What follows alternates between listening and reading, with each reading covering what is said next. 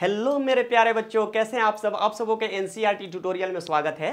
आज हम लोग क्लास 9th का चैप्टर नंबर 6 पढ़ेंगे, जिसका नाम है जनसंख्या। यह जो चैप्टर है ना, यह चैप्टर बहुत महत्वपूर्ण है क्लास 9th के बच्चों के लिए, साथ ही साथ वैसे बच्चों के लिए भी यह महत्वपूर्ण है जो एसएससी का तैयारी कर रहे हैं या फिर यूपीएससी का तैयारी कर रहे हैं, क्योंकि इससे बहुत सारा क्वेश्चन अराइज होता है।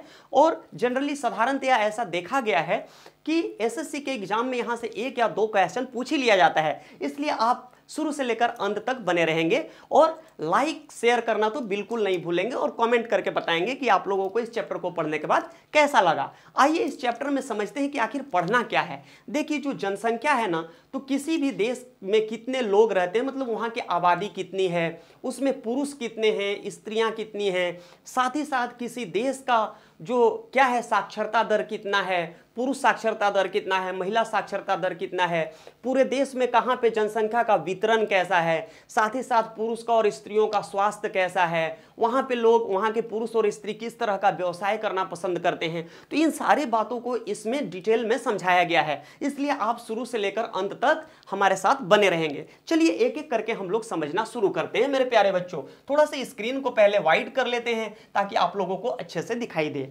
आइए अब समझते हैं। क्या आप मानव रहित विश्व की कल्पना कर सकते हैं? आप लोग खुद से सोच के देखिए कि अगर पूरे विश्व में मनुष्य ही नहीं रहेंगे तो ऐसा विश्व किस काम का।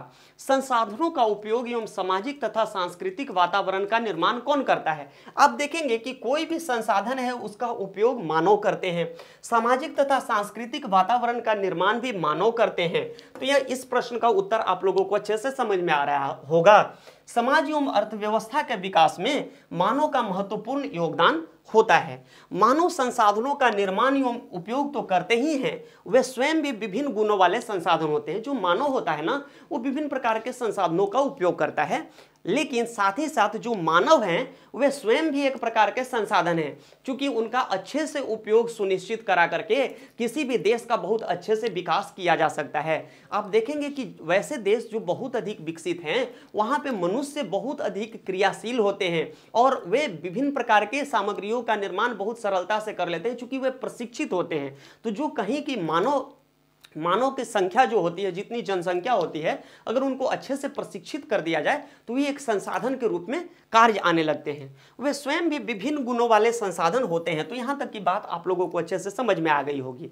कोयला तब तक चट्टान का एक टुकड़ा था जब तक कि मानव ने उसे प्राप्त करने की तकनीक का आविष्कार करके उसे एक संसाधन नहीं बनाया। तो यहाँ तक की बात आप लोगों को समझ में आ रही होगी कि जो कोयला का टुकड़ा है ना, तब तक क्या है, तब तक वह संसाधन नहीं बनता जब तक कि हम लोग उसका उपयोग करने का तकनीक नहीं जान गए और उसको उपयोग में नहीं लेने लगे। मेरे प्यारे बच्चों, प्राकृतिक घटनाएं जैसे बाढ़ या सुनामी जब किसी घनी आबादी वाले गांव या शहर को प्रभावित करते हैं तभी वे आपदा बनते हैं। अब मान लो कहीं पे बाढ़ या सुनामी आया है और वहां पे मनुष्य है ही नहीं, तो किसको हानि पहुंचाएगा?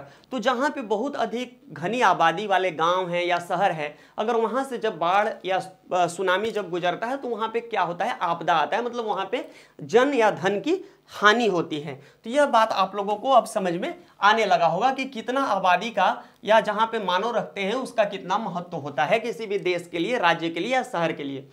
इसलिए आगे बताया गया है मेरे प्यारे बच्चों कि मानव पृथ्वी के संसाधनों का उत्पादन एवं उपभोग करता है। जो मनुष्य होते हैं ना, वो ही क्या करते हैं, पृथ्वी पर संसाधनों का पहले तो उत्पादन करते हैं और उसके बाद उसका उपभोग करते हैं। उपभोग मतलब उसको उपयोग में लेते हैं किसी संसाधन का। जैसे मान लो लोहा है, तो लोहा कहीं पे पत्थर के रूप में पहले पड़ा हुआ रहता है, उसका खुदाई करते हैं मनुष्य, उसके बाद फिर उसको गलाते हैं, फिर लोहा से विभिन्न प्रकार की सामग्रियां बनाते हैं और उसको उपयोग में लेते हैं। तो देख रहे हैं ना, उत्पादन से लेकर के उसके उपभोग तक का जितना भी प्रक्रिया है उसको कौन सुनिश्चित कर रहा है? तो इसको मनुष्य सुनिश्चित कर रहे हैं। इसलिए यह जानना आवश्यक है कि एक देश में कितने लोग निवास करते हैं। तो देखो, अब इसी के चलते यह महत्वपूर्ण हम लोगों के लिए हो जाता है कि हम लोग जो ये मानव किसी देश में कितने मानव निवास करते हैं उनके बारे में हम लोग अच्छे से जानें, उनका सही सही आकलन अपने पास रखें, वे कहाँ एवं कैसे रहते हैं। अब यह भी बात महत्वपूर्ण है कि जो एक देश है वहाँ के लोग कहाँ पे रहते हैं और वे कैसे रहते हैं।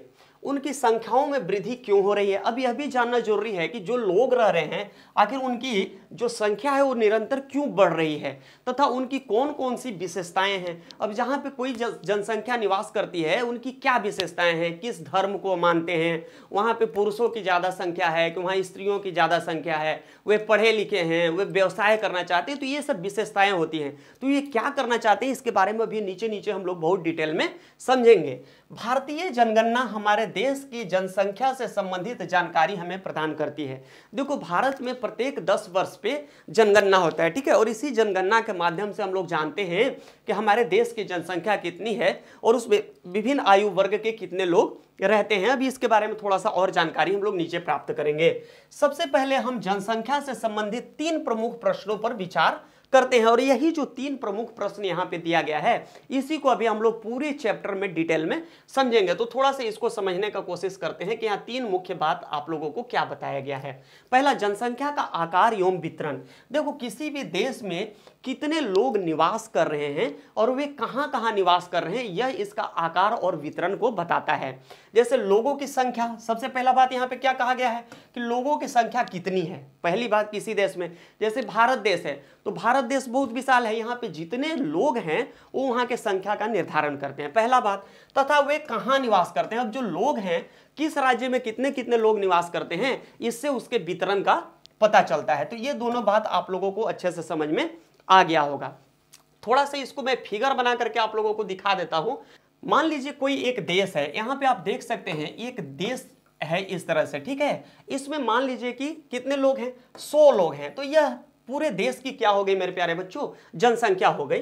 अब इस देश में क्या है, छोटे छोटे राज्य हैं, यहाँ पे देख सकते हैं जैसे ए हो गया, बी हो गया, सी हो गया, डी हो गया, ई हो गया। अब इन सभी राज्यों में हो सकता है कुछ ना कुछ क्या हो, लोगों का संख्या हो, इसमें लोग वितरित हैं। तो अब हो सकता है ए वाले राज्य में कुछ ज्यादा लोग रह रहे हों, जैसे मान लीजिए यहाँ पे 50 लोग हैं, ठीक है।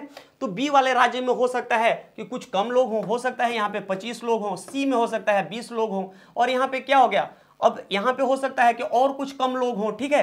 तो इस तरह से जो अलग अलग जगहों पे जो जनसंख्या का वितरण है यह दर्शाता है कि एक देश में विभिन्न राज्यों में कितने कितने लोग निवास कर रहे हैं। तो इसको आप यहां से समझ सकते हैं।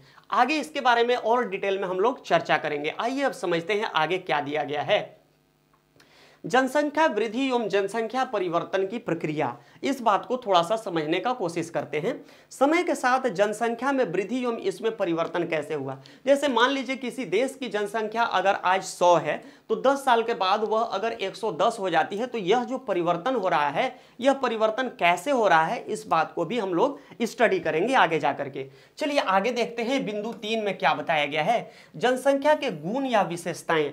कोई किसी भी देश की जो जनसंख्या है आखिर उसकी गुण या विशेषता क्या है, तो इसके बारे में बहुत अच्छे से हम लोग ऊपर में चर्चा की है। एक बार फिर से इसको समझ लेते हैं। उनकी उम्र कितनी है, उस देश में रहने वाले नागरिकों की उम्र क्या है। जैसे भारत में भी ज्यादातर लोग युवा हैं, ठीक है। उनका लिंगानुपात कितना है। लिंगानुपात कहने का तात्पर्य है कि वहां पे पुरुष और स्त्री जो हैं तो उनमें 1000 पुरुष में स्त्रियों की संख्या कितनी है, तो इसको अभी इसके बारे में भी अभी हम लोग अच्छे से डिटेल में पढ़ेंगे। साक्षरता स्तर कैसा है, वहाँ के लोग साक्षर हैं कि निरक्षर हैं। व्यावसायिक संरचना वहाँ की कैसा है, वहाँ के लोग ज़्यादा कृषि कार्य में लगे हुए हैं, ज़्यादा लोग उद्योग में लगे हुए हैं या किसी अन्य चीज़ में लगे हुए हैं, इसके बारे में भी समझेंगे। और वहाँ के लोगों की स्वास्थ्य की अवस्थाएं कैसी हैं, इन सारी चीज़ों के बारे में हम लोग क्या करेंगे, विस्तार से अध्ययन करेंगे मेरे प्यारे बच्चों। आइए जनसंख्या का आकार एवं वितरण सबसे पहले समझते हैं। यही हम लोगों का पहला टॉपिक है और इसको अब हम लोग क्या करेंगे, डिटेल में समझना शुरू करते हैं। भारत की जनसंख्या का आकार एवं संख्या के आधार पर वितरण, इसको समझने का कोशिश करते हैं। मार्च 2011 तक भारत की जनसंख्या 12,106 लाख थी। इस बात को आप क्या करेंगे, अच्छे से याद रखेंगे, क्योंकि यह 2011 के जनगणना के हिसाब से यह डेटा लिया गया है और यह जो आंकड़ा है यह प्रत्येक 10 साल के बाद परिवर्तित हो जाता है। क्योंकि इसको 2021 में एक बार पुनः जनगणना होना चाहिए था, कोरोना की वजह से वह जनगणना नहीं हो पाया है, इसलिए यह आंकड़ा अभी यथावत बना हुआ है। तो अभी आप इसको याद कर लेंगे, क्योंकि इस वर्ष परीक्षा में यही आप लोगों से पूछा जाएगा। जो कि विश्व की कुल जनसंख्या का 17.5% थी। अब देखिए विश्व 11 का जो जनसंख्या है 12,106 लाख, वो पूरे विश्व की जो जनसंख्या है उसका मात्र कितना प्रतिशत है? 17.5%। आइए थोड़ा सा यहाँ पे आगे समझने का कोशिश करते हैं। यह 12.1 करोड़ लोग भारत के 32.8 लाख वर्ग किलोमीटर के विशाल क्षेत्र में असमान रूप से वितरित हुए हैं। यहाँ पे आप एक चीज देखेंगे, यहाँ पे 12.1 करोड़ जो दिया गया है, एक्चुअली यह डाटा गलत है मेरे प्यारे बच्चों ना। तो इसको आप लोग क्या करेंगे, इसको थोड़ा सा सुधार लेंगे। यह जो है 121 करोड़ होना चाहिए था यहाँ पे। तो 121 करोड़ लोग भारत के 32.8 लाख वर्ग किलोमीटर जो भारत का क्षेत्रफल है, एक्चुअली भारत का क्षेत्रफल है 32,87,263 वर्ग किलोमीटर, ठीक है। तो उसको क्या किया है, लघु रूप में जब लिखा जाता है तो 32.8 लाख वर्ग किलोमीटर लिख दिया जाता है ताकि इसको समझने में सहूलियत हो। तो 121 करोड़ लोग कितने दूर में रहते हैं? 32.8 लाख वर्ग किलोमीटर में रहते हैं। तो यहां तक क्लियर हो गया। अब ये जो 32.8 लाख वर्ग किलोमीटर जो भारत का क्षेत्रफल है, कुल क्षेत्रफल, वो पूरे विश्व के क्षेत्रफल का मात्र 2.4% है मेरे प्यारे बच्चों। और इतने दूर में कितने लोग रह रहे हैं? 121 करोड़ लोग रहते हैं। क्लियर है यहां तक? चलिए आगे समझने की कोशिश करते हैं कि आगे क्या दिया गया है। थोड़ा सा समझते हैं जनगणना के बारे में कि आखिर जनगणना होता क्या है।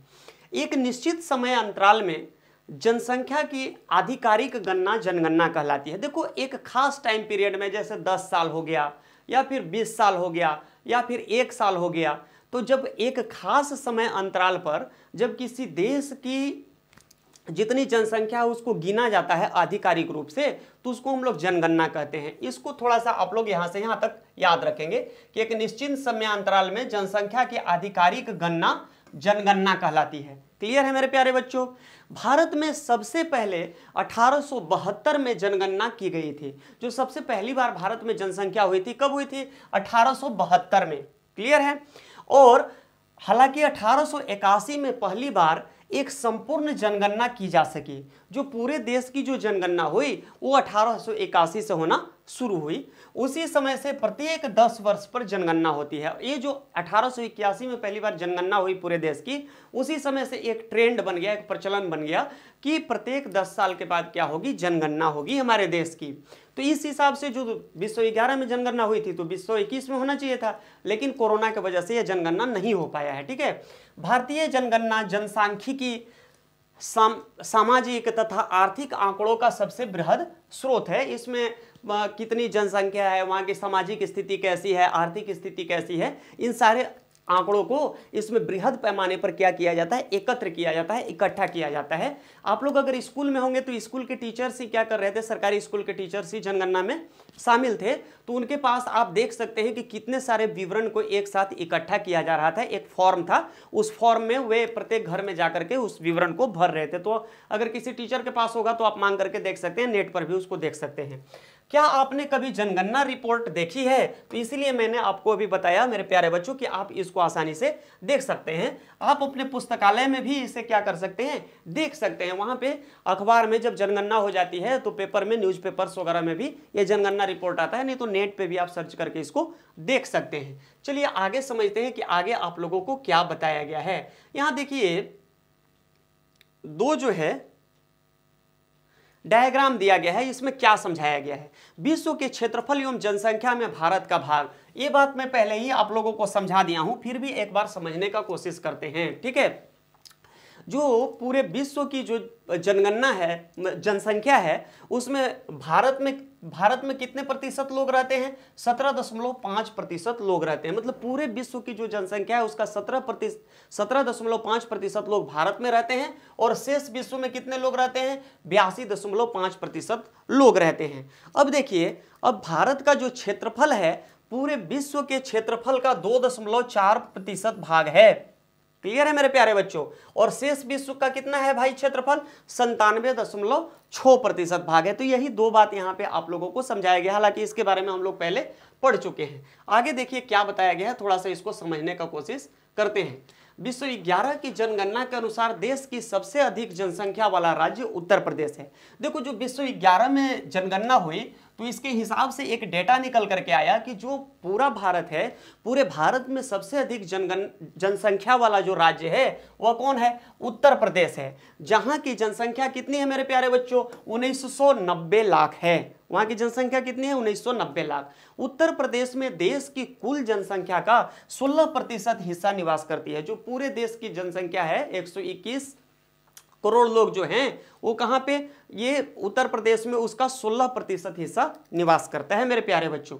दूसरी ओर हिमालय क्षेत्र के राज्य सिक्किम की आबादी, अब देखिए दूसरी तरफ क्या है? हिमालयी क्षेत्र है सिक्किम, वहां की आबादी बहुत कम है, वहां की आबादी मात्र 6 लाख है मेरे प्यारे बच्चों। और एक केंद्र शासित प्रदेश है लक्षद्वीप, लक्षद्वीप की आबादी तो बहुत कम है, यहाँ पे 64,429 लोग ही निवास करते हैं। हालांकि देखिए यहाँ पे बार बार एनसीईआरटी एक गलती किया है, जैसे 64,429 जब डेटा दे दिया गया तो उसके बाद 1000 नहीं लिखना चाहिए था। इससे कभी कभी मेरे प्यारे बच्चे क्या होते हैं? कंफ्यूज हो जाते हैं। इसको जब पढ़ेंगे तो ऐसे पढ़ देते हैं 64,429 हजार, फिर से वो 1000 पढ़ देते हैं, लेकिन ऐसा नहीं है। यहाँ पे बस यहीं तक आपको पढ़ना है, 64,429 लोग निवास करते हैं। तो यहाँ तक की बात आप लोगों को बहुत अच्छे से समझ में आ गई होगी। तो ये कुछ डेटा था जो आप लोगों को समझाया गया था। चलिए आगे समझते हैं कि आप लोगों को क्या दिया गया है, इस पुस्तक में क्या बताया गया है। देखिए यहाँ पे देख सकते हैं एक फिगर बना हुआ है। इस डायग्राम में बताया गया है कि हमारे देश के अलग अलग राज्यों में कितने प्रतिशत लोग निवास करते हैं।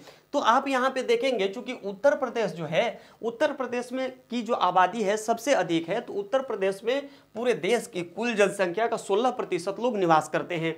उसके बाद महाराष्ट्र में 2%, बिहार में 9%, उसके बाद पश्चिम बंगाल में 8%, आंध्र प्रदेश में 7%, मध्य प्रदेश में 6%। तो इस तरह से पूरा परसेंटेज दिया गया है, आप इसको देख सकते हैं। आप लोगों को इसको याद नहीं करना है, इसको समझना है। देखिए यूपीएससी वगैरह में इसी जगह से क्वेश्चन अराइज होता है, फिर एनडीए वगैरह में वो पूछते हैं कि 3-4 परसेंटेज को एक साथ ले लेते हैं और वहां से कोई ना कोई क्वेश्चन को निकाल लेते हैं। तो इसको बहुत ध्यान देना जरूरी है। आगे जब आप कॉम्पिटिटिव एग्जाम में बैठेंगे तो इस तरह का क्वेश्चन वहां पे अराइज किया जाता है। अब देखिए एक और फिगर यहाँ पे बना हुआ है, इस फिगर को ध्यान से देखने का कोशिश करेंगे आप। यहाँ पे बताया गया है भारत का जनसंख्या घनत्व।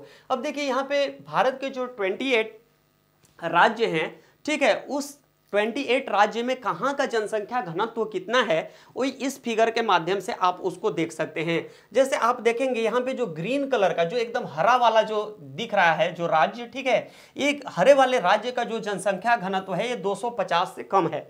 उसके बाद थोड़ा सा जो देख रहे हैं यहाँ पे तोता कलर का जो है, थोड़ा सा ग्रीन है, मतलब फेडेड ग्रीन जो है, ये वाला देख रहे हैं ना, ये जो अलग थोड़ा हरापन लिए हुए हैं, इसमें क्या है? ये जो हरा वाला कलर आपको दिख रहा होगा, यहाँ का जनसंख्या घनत्व तो 251 से 500 व्यक्ति है। और उससे नीचे जो पीला कलर का दिख रहा होगा, यहाँ पे आप देख सकते हैं, यहाँ पे आप लोगों को दिख रहा होगा मेरे प्यारे बच्चों 501 से 750 लोग हैं।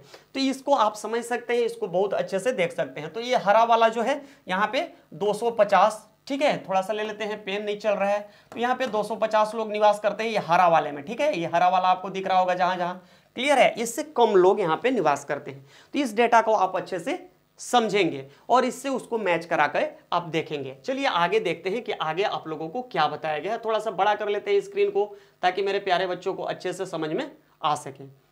अब देखिए यहाँ पे नोट में 2 बात बताया गया है, बच्चे इसको ध्यान नहीं देते और इसको स्किप कर जाते, लेकिन कभी कभी यहाँ से क्वेश्चन पूछ लिया जाता है आप लोगों से। यहाँ पे देखिए 2 क्वेश्चन बनता है, कहता है कि आंध्र प्रदेश के पुनर्गठन के बाद 2 जून 1914 को तेलंगाना भारत का 29वां राज्य बना। तो भारत का 29वां राज्य कौन था भाई? तेलंगाना बना था मेरे प्यारे बच्चों। अब आगे देखिए, आगे आप लोगों को समझाया गया है कि 5/8/1919 को क्या हुआ कि जम्मू और कश्मीर राज्य को 2 केंद्र शासित प्रदेशों, पहला क्या है जम्मू और कश्मीर और दूसरा लद्दाख, ये 2 टुकड़े में उसको तोड़ दिया गया मेरे प्यारे बच्चों। तो देख सकते हैं कि यहाँ पे तेलंगाना तो बना एक नया राज्य, लेकिन जम्मू कश्मीर जो था वो दो भागों में टूट गया। तो इसके चलते राज्यों की संख्या 29 से घट के पुनः कितनी हो गई, पुनः 28 हो गई। तो इस बात को आपको याद रखना है। अब यहां तक क्लियर है। चलिए आगे अब समझने का कोशिश करते हैं कि आगे क्या बताया गया। देखिए यहाँ पे एक क्रियाकलाप दिया गया है, चित्र 6.3 का अध्ययन कर इसकी तुलना चित्र 6.4 एवं चित्र 4.7 से करें। इन मानचित्रों के बीच क्या आपको कोई संबंध नजर आता है? तो आप उसको देखेंगे, दोनों के बीच में आपको संबंध नजर आएगा, क्योंकि एक जगह जनसंख्या घनत्व बताया गया है और एक जगह बताया गया है कि पूरे जनसंख्या का कितना प्रतिशत लोग निवास करते हैं। अब देखिए यहाँ पे बताया गया है कि 250 व्यक्ति प्रति वर्ग किलोमीटर से कम जनसंख्या घनत्व वाले राज्यों के नाम बताइए। तो इसको जानने के लिए थोड़ा सा हम लोगों को पीछे चलना पड़ेगा। कहाँ भाई? फिगर पे चलना पड़ेगा। तो यहाँ पे जब फिगर पे आएंगे तो 250 व्यक्ति से कम जनसंख्या घनत्व वाले जो राज्य हैं कौन कौन है? जम्मू कश्मीर, हिमाचल प्रदेश, उत्तराखंड, राजस्थान, मध्य प्रदेश, छत्तीसगढ़, इधर हो गया सिक्किम, यहाँ मेघालय, अरुणाचल प्रदेश, नागालैंड, मणिपुर और मिजोरम। तो इन सारे नामों को आप अच्छे से यहां से ढूंढ सकते हैं। चूंकि यहां पे देखिए व्यक्ति प्रति वर्ग किलोमीटर तो 250 से कम, यही बात वहां प्रश्न में पूछ रहा है कि 250 से कम व्यक्ति किस राज्य में रहते हैं। तो हरा वाला पहले से ही घेर के यहाँ पे बताया गया है, तो इससे आप बहुत आसानी से उसका क्वेश्चन लिख सकते हैं मेरे प्यारे बच्चों। उसका जो क्वेश्चन का आंसर दिया गया है अब समझ में आ रहा है। चलिए आगे देखते हैं, आगे आप लोगों को क्या बताया गया है यहाँ पे।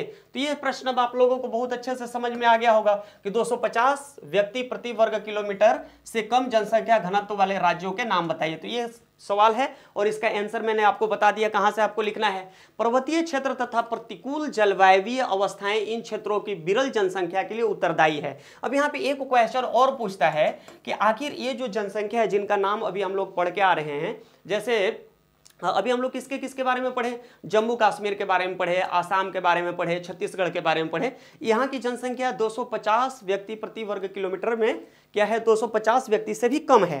तो कभी कभी आप लोगों से पूछा जाता है कि आखिर यहाँ का जनसंख्या इतना कम क्यों है? तो उसका आंसर आप क्या बताएंगे कि चूंकि यहाँ पर्वतीय क्षेत्र ज्यादा है तथा प्रतिकूल जलवायवीय अवस्थाएं इन क्षेत्रों की विरल जनसंख्या के लिए उत्तरदायी है ना। वहां पे पर्वतीय क्षेत्र है और साथ ही साथ वहां की जलवायु हमेशा क्या रहती है? प्रतिकूल रहती है। जैसे मान लीजिए आप जम्मू कश्मीर का अगर एग्जांपल लेंगे तो जम्मू कश्मीर में आप देखे होंगे मेरे प्यारे बच्चे की कितना ठंड पड़ता है, वहां बर्फबारी वगैरह भी हो जाती है और साथ ही साथ वहां पर्वतीय क्षेत्र भी है, तो उसके चलते वहां पे क्या है? जनसंख्या कम है। इसी तरह से आप आसाम को भी ले सकते हैं, असम का भी वही स्थिति बना हुआ रहता है। चलिए आगे समझते हैं आगे क्या आप लोगों को बताया गया है।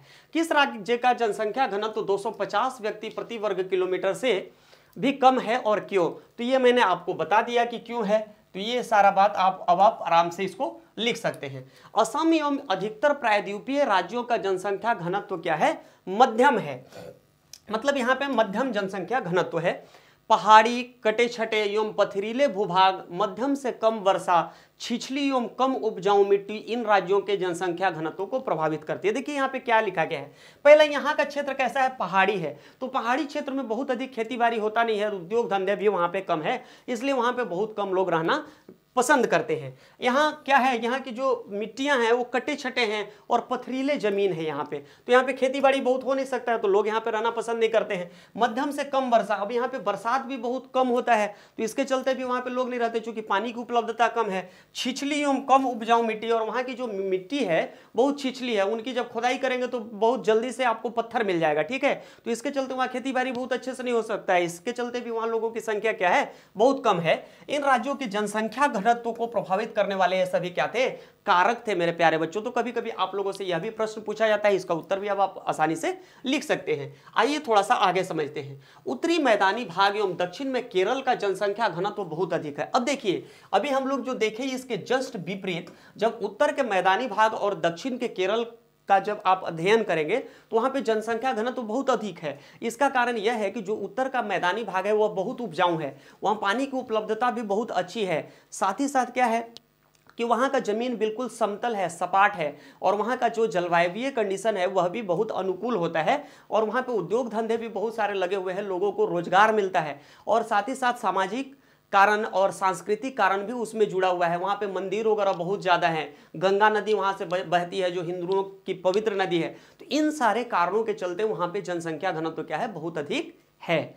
ये उत्तर भारत के मैदानी भाग का। और केरल का अगर आप लेकर के चले तो केरल में भी उपजाऊ भूमि बहुत अधिक है, पानी की उपलब्धता वहाँ पे बहुत अच्छी है, साथ ही साथ वहाँ पे जलवायु कंडीशन जो अवस्थाएं हैं वह भी बहुत उत्तम बनी रहती है, जिसके कारण वहाँ पे जनसंख्या घनत्व क्या है, अधिक है। तो ये बात अब आप लोगों को अच्छे से समझ में आ गया होगा, क्योंकि यहाँ समतल मैदानी एवं उपजाऊ मिट्टी पाई जाती है। आगे ये लिखा भी गया है, उपजाऊ मिट्टी पाई जाती है तथा पर्याप्त मात्रा में वर्षा होती है। उत्तरी मैदान के अधिक जनसंख्या घनत्व वाले 3 राज्यों के नाम बताइए। अब देखिए जो उत्तरी मैदान है वहां पे 3 जो राज्य हैं जिनका जनसंख्या घनत्व बहुत अधिक है, तो इसमें आप आसानी से लिख सकते हैं। पहला नाम यूपी, उत्तर प्रदेश वहां पे पहला हो गया। दूसरा आप लोग लिख सकते हैं मेरे प्यारे बच्चों, दूसरा नाम में आप लिख सकते हैं बिहार, ठीक है। और जो तीसरा राज्य का नाम है, तीसरा राष्ट्र जो राज्य है उसमें आप वेस्ट बंगाल का नाम लिख सकते हैं मेरे प्यारे बच्चों। तो ये 3 नाम आप लोग अच्छे से अगर याद रखेंगे, यूपी, बिहार और पश्चिम बंगाल, तो आपका काम चल जाएगा। तो इस प्रश्न का आंसर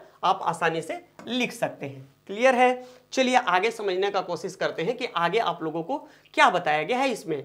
देखिए यहाँ पे एक डेटा दिया गया है, इस डेटा को थोड़ा सा बाद में समझेंगे, पहले हम लोग चलते हैं ऊपर और ऊपर से समझते हुए आते हैं। जनसंख्या वृद्धि एवं जनसंख्या परिवर्तन की प्रक्रिया, इसको अब हम लोग डिटेल में समझेंगे और यह बहुत इंपॉर्टेंट है। तो मेरे प्यारे बच्चे इसमें क्या करेंगे, अपने अटेंशन को बनाए रखेंगे। हाँ तो मेरे प्यारे बच्चों आइए अब हम लोग समझते हैं जनसंख्या वृद्धि एवं जनसंख्या परिवर्तन की प्रक्रिया क्या है। देखिए इसमें बताया गया है कि जनसंख्या एक परिवर्तनशील प्रक्रिया है। जो जनसंख्या है वो परिवर्तनशील प्रक्रिया कैसे है भाई, जैसे मान लीजिए किसी देश की जनसंख्या अगर 100 है, अगर 100 लोग हैं किसी देश में, तो वहाँ पे कुछ ना कुछ बच्चों का जन्म होगा और कुछ ना कुछ लोग वहाँ पे मरेंगे भी। तो वहाँ का जनसंख्या बढ़ भी सकता है, वहाँ का जनसंख्या घट भी सकता है। जब लोग मरेंगे तो जनसंख्या घटेगी, और जब लोग जन्म लेंगे, जब बच्चे पैदा होंगे तो क्या होगा, जनसंख्या बढ़ेगा। तो इस तरह से यह परिवर्तनशील क्या है, प्रक्रिया है। आबादी की संख्या, वितरण एवं संगठन में लगातार परिवर्तन होता है। जो आबादी है ना उसकी संख्या भी बदलती है, साथ ही साथ इसका वितरण, मतलब वो जहाँ पे पहले लोग ज़्यादा निवास कर रहे थे वहाँ पे हो सकता है कि लोगों की संख्या कम हो जाए। जैसे क्या था, पहले के ज़माने में लोग गाँव में रहना ज़्यादा पसंद करते थे, लेकिन अब क्या है, गाँव से लोग धीरे धीरे शहर की ओर शिफ्ट हो रहे हैं। तो क्या है, इससे उनका वितरण भी अलग हो जाता है। साथ ही साथ संगठन, अब जो लोगों का में स्त्री पुरुष का जो संरचना है कि स्त्री पुरुष बच्चों का संरचना, फिर वृद्ध हो गए, युवा हो गए और बच्चे हो गए, इस तरह का जो संरचना है, तो जो एक जनसंख्या का संगठन है उसमें भी क्या होते रहता है, लगातार परिवर्तन होते रहता है। यह परिवर्तन 3 प्रक्रियाओं, अब देखो ये जो परिवर्तन है ये 3 चीज के चलते होता है। पहला है जन्म, अगर कोई बच्चा जन्म ले रहा है तो परिवर्तन हो जाएगा, जैसा कि मैं पहले ही बता चुका हूं। दूसरा है मृत्यु, पहला क्या हो गया, जन्म, दूसरा हो गया मृत्यु, और तीसरा है प्रवास। ठीक है, अब प्रवास से कैसे चेंजिंग आएगा, मान लीजिए भारत में अगर विदेश से 2-4-10,000 लोग आ गए तो क्या होगा, यहाँ का जनसंख्या बढ़ जाएगा ना जी। और भारत से 10,000 लोग अगर बाहर चले जाते हैं, अमेरिका चले जाते हैं, तो भारत का जनसंख्या क्या हो जाएगा, कम हो जाएगा। तो प्रवास के कारण भी क्या होता है, जनसंख्या में परिवर्तन होते रहता है। सबसे पहले अब समझते हैं जनसंख्या वृद्धि के बारे में कि जनसंख्या में वृद्धि कैसे होता है। आइए चलिए इसको समझते हैं। जनसंख्या वृद्धि का अर्थ होता है किसी विशेष समय अंतराल में, जैसे 10 वर्षों के भीतर किसी देश राज्य के निवासियों की संख्या में परिवर्तन। देखो अगर 10 साल में किसी देश या राज्य की जनसंख्या में अगर परिवर्तन हो रहा है, यह 10 साल इसलिए लिया जा रहा है क्योंकि भारत में जनगणना 10 वर्ष पे ही होती है। तो इसमें जितना परिवर्तन हो रहा है जनसंख्या में, उसको हम लोग क्या कहेंगे भाई, जनसंख्या में वृद्धि कहेंगे। जैसे मान लीजिए कि अगर 2001 में कहीं की जनसंख्या क्या थी, 100 लोग थे कहीं पे, और 2011 में यही संख्या बढ़ के हो जाती है 200, तो यहाँ पे कितना जनसंख्या बढ़ा, मतलब 100 लोग ज्यादा बढ़ गए। तो इसी तरह से जनसंख्या में परिवर्तन होता है। चलिए आगे देखते हैं क्या बताया गया है। इस प्रकार के परिवर्तन 2 प्रकार से व्यक्त किया जा सकता है। अब जो ये जनसंख्या में परिवर्तन हो रहा है इसको 2 प्रकार से व्यक्त किया जा सकता है। पहले को हम लोग कहते हैं सापेक्ष वृद्धि, पहले को किस नाम से जानते हैं, सापेक्ष वृद्धि के नाम से जानते हैं, और दूसरे को कहते हैं प्रति वर्ष होने वाले प्रतिशत परिवर्तन के द्वारा। अब देखो जनसंख्या में कितना प्रतिशत परिवर्तन हो रहा है, इसके द्वारा हम लोग उसको समझते हैं। आइए इसको थोड़ा सा मैं समझाता हूं इधर आप लोगों को, ताकि आप लोगों को अच्छे से समझ में आ जाए। मान लीजिए कोई देश है, कोई भी देश हम ले सकते हैं, वहां पे 2001 में मान लीजिए वहां की जनसंख्या है 100 व्यक्ति, ठीक है, और 2011 में अगर यहाँ की जनसंख्या हो जाती है 150 व्यक्ति, ठीक है। तो जो इसमें सापेक्ष परिवर्तन हुआ कितना, 50 व्यक्ति का हुआ, यानी इसमें 50 व्यक्ति क्या हो गए, बढ़ गए मेरे प्यारे बच्चों, क्लियर है। तो ये जो 50 व्यक्ति बढ़े हैं, तो इसको जब हम लोग प्रतिशत में बदलेंगे 50 गुने 100 बटे में 100 तो कट जाएगा, तो कितना परसेंट, यानी 50% की जनसंख्या इसमें बढ़ गई। तो इसको दो तरह से व्यक्त किया जा सकता है, एक तो यहाँ कितना 50 व्यक्ति बढ़ रहे हैं, यह सापेक्ष परिवर्तन हो गया, और कितने प्रतिशत लोग बढ़ रहे हैं भाई, तो 50% लोग यहाँ पे इंक्रीज कर रहे हैं, तो ये क्या हो गया, ये प्रतिशत वृद्धि हो गया। अब क्लियर है। अब आप लोगों को इसका उदाहरण अभी दिया गया है, इसको अभी हम लोग समझेंगे, वहां पे जहां पे दिया गया है बुक में वहां पे भी आप लोगों को बताया गया है। तो आइए इसको समझने का कोशिश करते हैं। प्रत्येक वर्ष या एक दशक में बढ़ी जनसंख्या कुल संख्या में वृद्धि का परिमाण है। देखिए, हर एक वर्ष जितना जनसंख्या में वृद्धि हो जा रहा है, मतलब जितने लोग हैं उसमें कुछ ना कुछ जन्म लेगा बच्चा, तो कुछ ना कुछ संख्या बढ़ेगा, तो वो संख्या में वृद्धि का परिमाण है कि कितना संख्या बढ़ रहा है। मान लीजिए पहले 100 को बच्चा था, अब या 100 लोग थे कहीं पे, और उसमें 2 लोग और शामिल हो गए, तो वहां की जनसंख्या कितनी बढ़ गई, अब 102 हो गई, बढ़ के 100 से 2 हो गई, 2 लोगों के जन्म लेने के कारण। क्लियर है। चलिए आगे देखिए। पहले की जनसंख्या जैसे 2001 की जनसंख्या को बाद की जनसंख्या जैसे 2011 की जनसंख्या से घटाकर इसे प्राप्त किया जा सकता है। तो जो सापेक्ष वृद्धि है कैसे हम लोग निकालते हैं, जैसे 2001 में अगर कुछ जनसंख्या है और 2011 में वह जनसंख्या बढ़ गया, तो जितना बढ़ा हुआ जनसंख्या है 2011 की जनसंख्या में से 2001 की जनसंख्या को जब हम लोग घटा देंगे तो इससे क्या निकल जाएगा भैया, तो ये सापेक्ष वृद्धि निकल जाएगा। हालांकि देखो यहाँ गलती से निरपेक्ष वृद्धि लिख दिया है, एनसीईआरटी के बुक में बहुत जगह पे गलत लिखा हुआ है, तो इसको आप लोग ध्यान में रखेंगे ना, यह सापेक्ष वृद्धि की बात चल रही है। मैं भी जब इसको देखा तो पहली बार कंफ्यूज हो गया था, लेकिन यहाँ पे होना चाहिए सापेक्ष वृद्धि। क्लियर है। चलिए आगे समझते हैं आगे क्या बताया गया आप लोगों को। जनसंख्या की वृद्धि का दर दूसरा महत्वपूर्ण पहलू है। पहला तो समझ गए कि भाई ठीक है, 10 वर्ष में जितना जनसंख्या बढ़ रहा है, तो मान लीजिए 2001 में कुछ जनसंख्या था, 2011 में कुछ जनसंख्या, तो दोनों को घटा करके जनसंख्या निकाल लेंगे तो वो जनसंख्या का सापेक्ष वृद्धि समझ में आ जाएगा। अब प्रतिशत वृद्धि कैसे निकालेंगे, तो मान लीजिए कि 2001 में अगर कहीं का जनसंख्या था 100, किसी देश का जनसंख्या कितना है 100 लोग, ठीक है, और यह हो जाता है 2011 में मान लीजिए कि बढ़ के यह हो जाता है 102 व्यक्ति। तो यहाँ पे कितने लोग बढ़ रहे हैं भाई, 2 लोगों की वृद्धि हुई है, 2 लोगों की, ठीक है। तो कितने प्रतिशत की वृद्धि हो रही है, तो जब 2 लोग बढ़ रहे हैं यानी 2 गुने 100 बटे में 100, ठीक है, यानी कि यहाँ पे 2% की वृद्धि हो रही है, तो ये क्या है, प्रतिशत वृद्धि हो गई ना मेरे प्यारे बच्चों।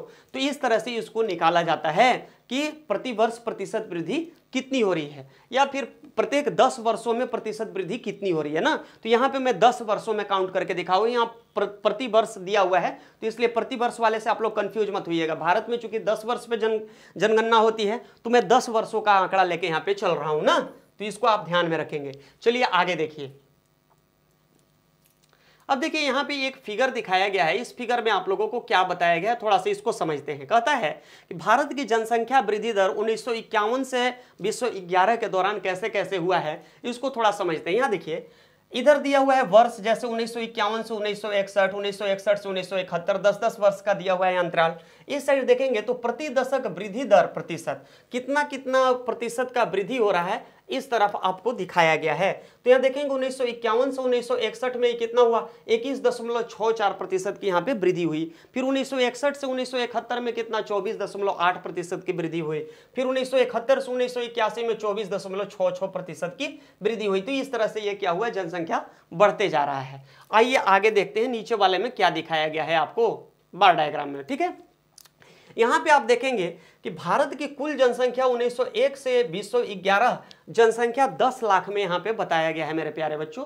तो आप देखेंगे कि जनसंख्या लाखों में, यहाँ पे 200 लाख की बात चल रहा है, 400 लाख, 600 लाख, 800 लाख, 1000 लाख, ठीक है। 1901 में आप देखेंगे कि ये 238.40 लाख जनसंख्या थी। अब बढ़ते बढ़ते 2011 में आप देखेंगे कि 1210.19 लाख जनसंख्या तक पहुंच गई। तो इस तरह से धीरे धीरे क्या हो रहा है, यहाँ पे जनसंख्या में वृद्धि होते जा रहा है प्रत्येक दशक में। ये बात यहाँ पे बताया गया आप लोगों को। चलिए आगे देखते हैं, आगे आप लोगों को क्या समझाने का कोशिश किया गया है। प्रति वर्ष 2% वृद्धि के दर का अर्थ है कि दिए हुए किसी वर्ष की मूल जनसंख्या में प्रत्येक 100 व्यक्तियों पर 2 व्यक्तियों की वृद्धि। जैसा कि हम पहले ही समझा चुके हैं कि अगर प्रत्येक वर्ष मान लीजिए, अगर वार्षिक जनगणना हम लोग लेकर के चल रहे हैं, तो अगर मान लीजिए कि 2000 में अगर कहीं की जनसंख्या कितनी है भाई, कहीं की जनसंख्या है 100 लोग, तो 2001 में अगर मान लीजिए कि व्यक्तियों की संख्या हो जाती है 102, तो कितने लोगों की वृद्धि हुई है, 2 लोगों की वृद्धि हुई है। यही 2% का डिफरेंस आया है, जो कि 10 वर्ष में हम कैलकुलेट आप लोगों को करके दिखाए थे। तो यहां तक बात आप लोगों को अच्छे से समझ में आ गया होगा। इसे वार्षिक वृद्धि दर कहा जाता है। इसको कौन सा वृद्धि दर कहा जाता है? वार्षिक वृद्धि दर के नाम से जाना जाता है। हम चूंकि जनगणना 10 वर्ष में हो रहा था, इसलिए मैं वहां 10 वर्ष पे लेके आप लोगों को दिखाया था। फिर से मैं दोहरा देता हूं, इसलिए आप कंफ्यूज नहीं होंगे, ठीक है। ये वार्षिक वृद्धि दर की यहाँ पे बात चल रही है। भारत की आबादी 1951 में 3,610 लाख से बढ़कर 2011 में 12,100 लाख हो गई। आइए अब आगे समझते हैं आगे क्या बताया गया। देखिए इसी तरह से यहाँ पे कुछ आंकड़ा दिया गया है। इस आंकड़े को आप ध्यान से देखेंगे कि 1951 में कुल जनसंख्या कितनी थी, 10 लाख में, और एक दशक में सापेक्ष वृद्धि लाख में फिर कितनी हुई, और उसमें वार्षिक परिवर्तन कैसे कैसे हो रहा है, इसको इस आंकड़े में आप लोगों को अच्छे से समझाया गया है। तो इस सारणी को आप लोग गौर से देखेंगे अपने पुस्तक में। कहता है कि सारणी 6.1 एवं चित्र 6.4 अ व 6.4 ब दर्शाते हैं कि 1951 से 1981 तक जनसंख्या की वार्षिक वृद्धि दर नियमित रूप से बढ़ रही है। आप जब इन आंकड़ों का अच्छे से गौर से अध्ययन करेंगे तो आप पाएंगे कि 1951 से लेकर के, मतलब जब भारत आजाद हुआ था उस समय से लेकर के 1981 तक जनसंख्या में क्या हो रही है, बहुत तीव्रता से वृद्धि हो रही है। तक जनसंख्या की वार्षिक वृद्धि दर नियमित रूप से क्या हो रही थी, बढ़ रही थी। इसके पीछे कारण यह था मेरे प्यारे बच्चों कि भारत जब आजाद हुआ तो यहाँ पे क्या हुआ, जन्म दर तो बहुत तेज था लेकिन मृत्यु दर धीरे धीरे कम होने लगा। क्योंकि यहाँ पे जो मेडिकल वगैरह की जो सुविधा थी, लोगों के स्वास्थ्य में सुधार होने लगा और मृत्यु दर घटने लगा। तो इसके वजह से क्या हुआ, निरंतर जनसंख्या बढ़ते गया। लेकिन 1981 के बाद क्या हो गया कि मृत्यु दर भी रुक गया और जन्म दर भी कम हो गया। तो उसके चलते फिर जनसंख्या बढ़ना क्या हो गया, कम हो गया। ये जनसंख्या में तीव्र वृद्धि की व्याख्या करता है, जो 1951 में 3,610 लाख से 1981 में 6,830 लाख हो गई बढ़ के जनसंख्या। तो यहाँ पे क्या था, जन्म दर बहुत तीव्र था लेकिन मृत्यु दर कम हो गया था, इसीलिए जनसंख्या बहुत तेजी से बढ़ा है इधर। क्लियर है 30 वर्षों में ना। आगे देखिए, ज्ञात कीजिए सारणी 6.1 से पता चलता है कि वृद्धि दर में कमी के बावजूद प्रत्येक दशक लोगों की संख्या में नियमित रूप से वृद्धि हो रही है। ऐसा क्यों? तो मैंने इसका आंसर पहले ही आप लोगों को बता दिया, क्योंकि उस समय क्या थी, मृत्यु दर कम हो गई थी और जबकि जन्म दर बहुत लगातार बढ़ते जा रही थी, जिसके चलते जनसंख्या बहुत तेजी से बढ़ रहा था। किंतु 1981 से वृद्धि दर धीरे धीरे कम होने लगी। इसका भी आंसर मैंने आपको बता दिया कि ऐसा क्यों हो रहा था। क्योंकि 1981 के बाद क्या हुआ था कि जन्म दर भी कम होने लगा था। मृत्यु दर तो कम हो ही गया था लेकिन जन्म दर भी घटने लगा, जिसके चलते जनसंख्या की वृद्धि धीमी पड़ गई। ठीक है, इस दौरान जन्म दर में तेजी से कमी आई, आगे बताया गया है आप लोगों को, अभी देखेंगे तो आप लोगों को समझ में आ जाएगा। केवल 1990 में कुल जनसंख्या में 1,820 लाख की वृद्धि हुई थी। इतनी बड़ी वार्षिक वृद्धि इससे पहले कभी नहीं हुई। अब देखिए, चूंकि वार्षिक वृद्धि इसलिए बहुत ज्यादा हो रही है क्योंकि भारत की जनसंख्या जो है ना बहुत ज्यादा है। अगर यहाँ पे जन्म दर कम भी हो जाता है तो इतने बड़े देश में अगर जन्म दर कम भी हो जाए फिर भी बहुत अधिक जनसंख्या बढ़ जाएगा एक वर्ष में। इस पर ध्यान देना आवश्यक है कि भारत की आबादी बहुत अधिक है। गौर कीजिएगा आप लोग, भारत की आबादी क्या है, बहुत अधिक है मेरे प्यारे बच्चों। तो अगर जन्म दर यहाँ पे घट भी जाए फिर भी यहाँ की आबादी बहुत तेजी से बढ़ेगी। जब विशाल जनसंख्या में कम वार्षिक दर लगाया जाता है तब भी इसमें सापेक्ष वृद्धि बहुत अधिक होती है ना। क्लियर है, जब 10 करोड़ जनसंख्या में न्यूनतम दर से भी वृद्धि होती है तब भी जुड़ने वाले लोगों की कुल संख्या बहुत अधिक होती है। क्लियर है यहाँ तक? चलिए आगे समझते हैं। भारत की वर्तमान जनसंख्या में वार्षिक वृद्धि संसाधनों एवं पर्यावरण के संरक्षण को निष्क्रिय करने के लिए पर्याप्त है। अब इतनी तेजी से भारत की जो जनसंख्या बढ़ रही है तो ये जो वर्तमान जनसंख्या है ये संसाधनों एवं पर्यावरण के संरक्षण, ठीक है, संरक्षण को निष्क्रिय, अब जो यहाँ के जो संसाधन है और पर्यावरण का जो संरक्षण किया गया है इसको निष्क्रिय करने के लिए क्या है, पर्याप्त है मेरे प्यारे बच्चों। क्लियर है? चलिए आगे देखिए, क्योंकि जब ज़्यादा जनसंख्या होगा तो उनको ज़्यादा संसाधनों की ज़रूरत पड़ेगी, जैसे वे ज़्यादा भोजन करेंगे, ज़्यादा वस्त्र लेंगे, ज़्यादा आवास की सामग्री की आवश्यकता होगी, सुख सुविधा की सामग्री का वह ज़्यादा उपयोग करेंगे, तो संसाधनों का दोहन होगा, साथ ही साथ पर्यावरण को भी वे क्षति पहुंचाएंगे। वृद्धि दर में अब देखिए आगे क्या बताया गया कि वृद्धि दर में कमी जन्म दर नियंत्रण के लिए किए जा रहे प्रयासों के सफलता को प्रदर्शित करता है। क्योंकि क्या हुआ कि जब भारत आज़ाद हुआ तो यहाँ पे जो औषधि हो गया या औषधालय जो हो गए, मतलब जहाँ पे मेडिसिन वगैरह का जो सुविधा था या फिर चिकित्सा की जो सुविधा थी वो बहुत अच्छी हो गई धीरे धीरे, तो जिसके चलते क्या होने लगा, मृत्यु दर पे नियंत्रण हो गया।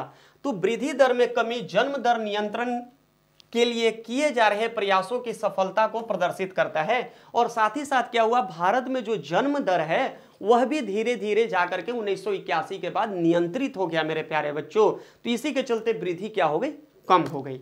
इसके बावजूद जनसंख्या की वृद्धि जारी है तथा 2045 तक, अब देखो चूंकि अब मृत्यु दर भी कम हो गई है, जन्म दर भी कम हो गई है, फिर भी भारत का जनसंख्या बहुत तेजी से बढ़ रहा है, क्योंकि भारत बहुत बड़ा देश है।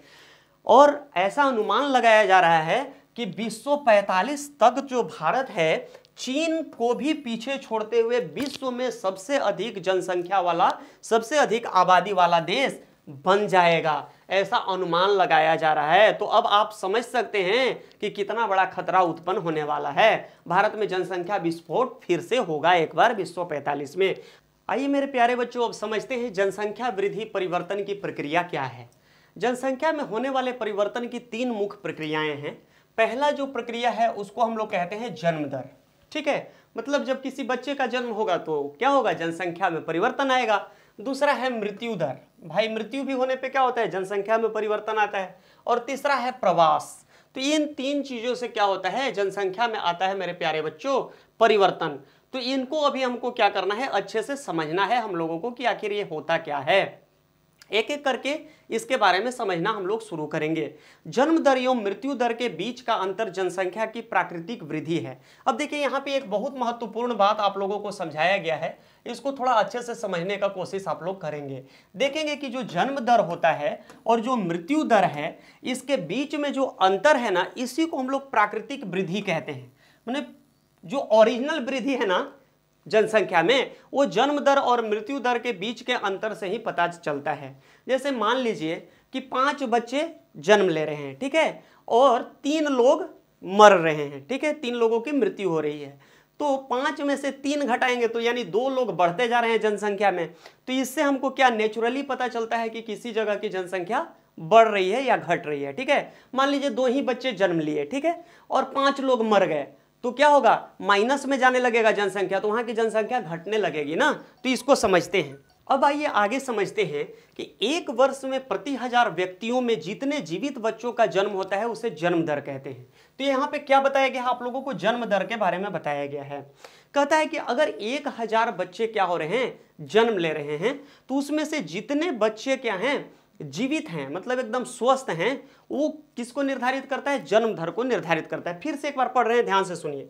1 वर्ष में, कितने साल में, 1 वर्ष में प्रति 1000 व्यक्तियों में, मतलब 1000 व्यक्ति में जितने जीवित बच्चों का जन्म होता है, मतलब जितने जीवित बच्चे जन्म ले रहे हैं 1000 व्यक्तियों में, उसे हम लोग जन्म दर के नाम से जानते हैं।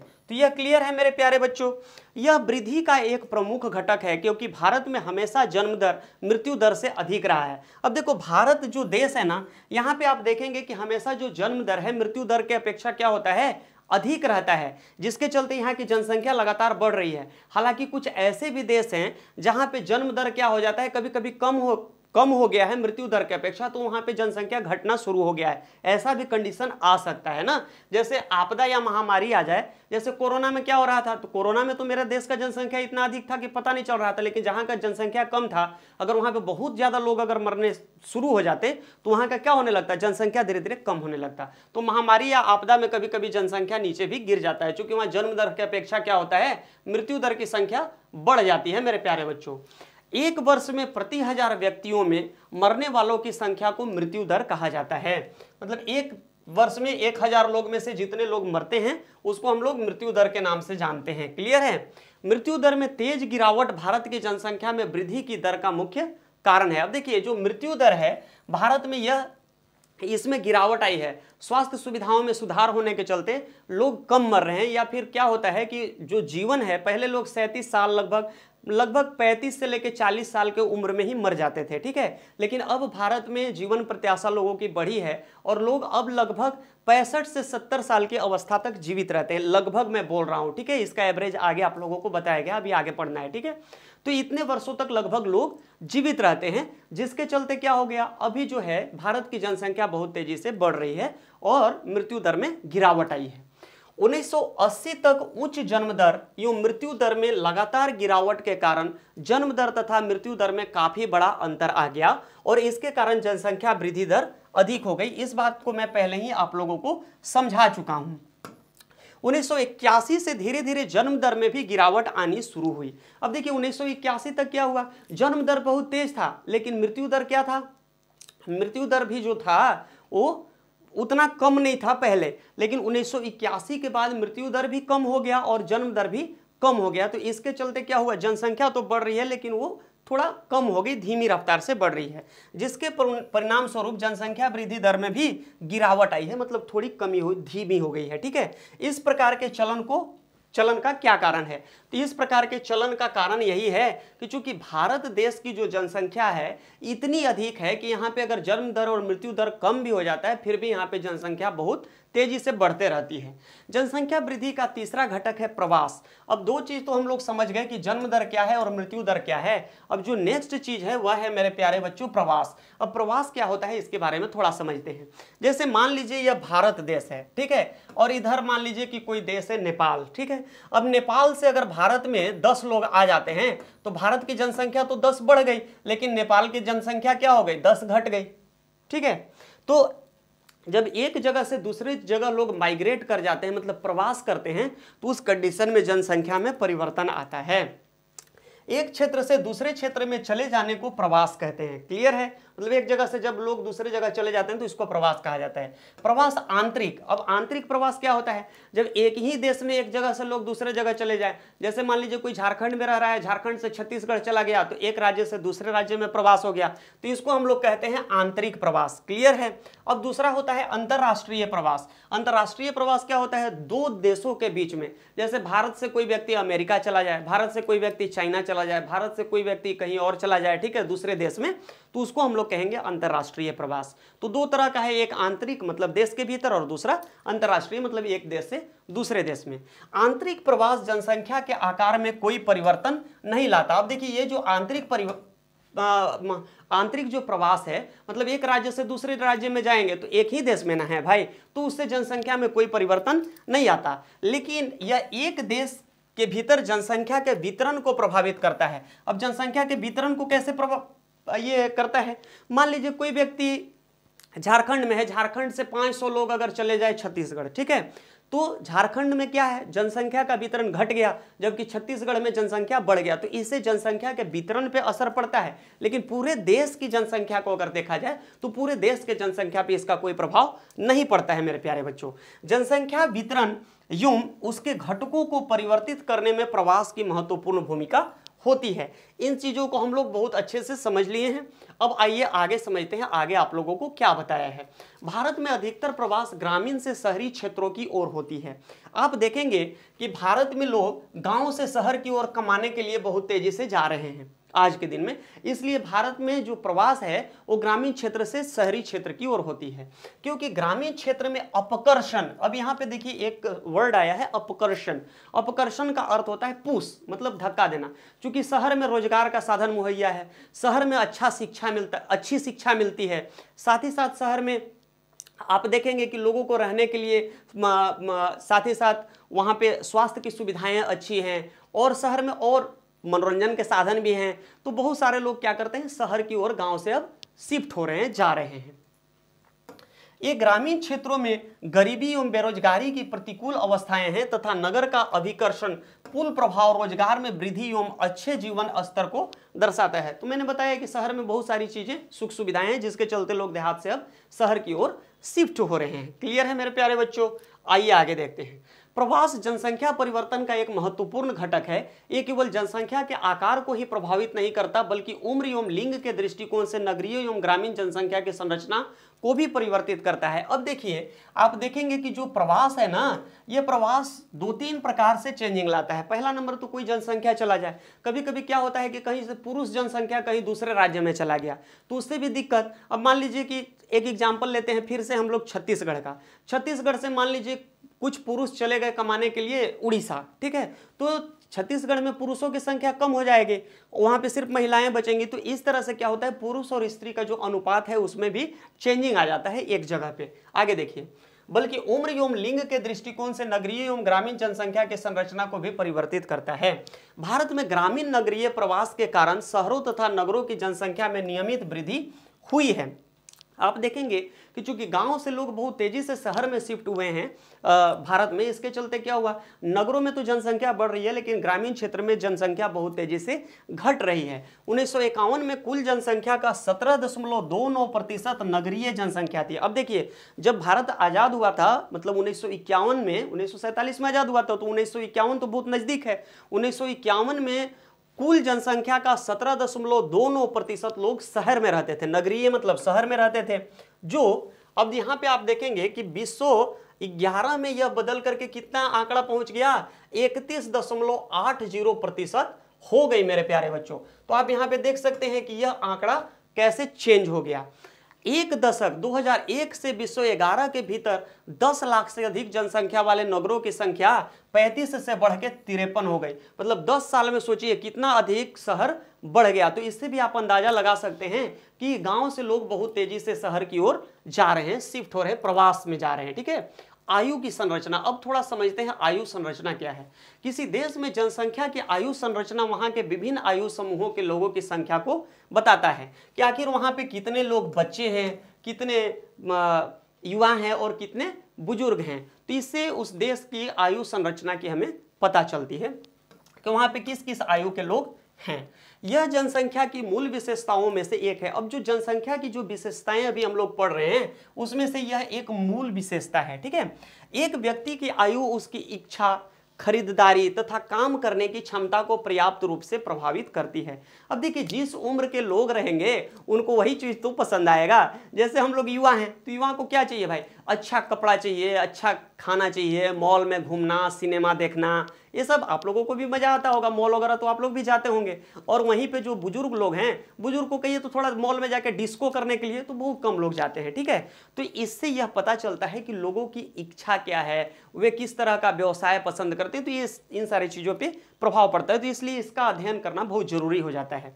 व्यक्ति की आयु उसकी इच्छा, खरीदारी तथा काम करने की क्षमता को पर्याप्त रूप से, अब देखो काम करने की क्षमता कहने का तात्पर्य यह है कि जो युवा रहेगा वह बहुत अधिक कार्य करेगा। बच्चे, छोटे बच्चे, कहीं पे नन्हे शिशु 10 साल उम्र के बच्चे काम नहीं कर सकते हैं, वहीं वृद्ध लोग भी काम नहीं कर सकते हैं। तो इस तरह से इसका प्रभाव पड़ता है उम्र का।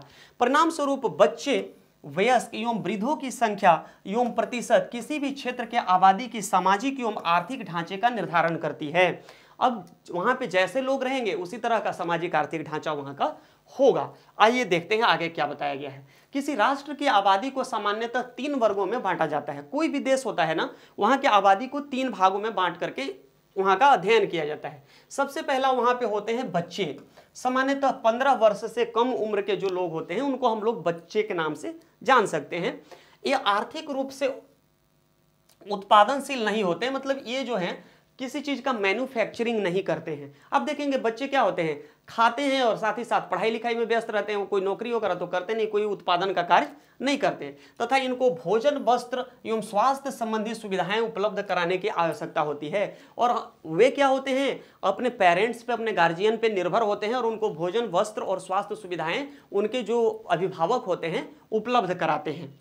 अब आइए दूसरा जो वर्ग है वह है वयस्कों का वर्ग। यह 15 वर्ष से लेकर के 59 वर्ष तक के लोगों का समूह है। ठीक है, इसमें क्या होता है भाई, इसको इसको समझने का कोशिश करते हैं। ये आर्थिक रूप से उत्पादनशील तथा जैविक रूप से प्रजननशील होते हैं। देखो अब जो ये 15 वर्ष से लेकर के 59 साल तक के जो लोग हैं ना, ये बहुत अधिक काम करते हैं, कार्य कुशल होते हैं और ये खूब उत्पादन करते हैं। उत्पादन तो करते ही हैं, साथ से जैविक रूप से भी एक्टिव होते हैं, तो प्रजनन भी खूब करते हैं, प्रजननशील होते हैं। क्योंकि इनकी शादी विवाह की उम्र होती है और इसी समय क्या करते हैं, खूब संतान उत्पन्न करते हैं, प्रजननशील होते हैं ना मेरे प्यारे बच्चों।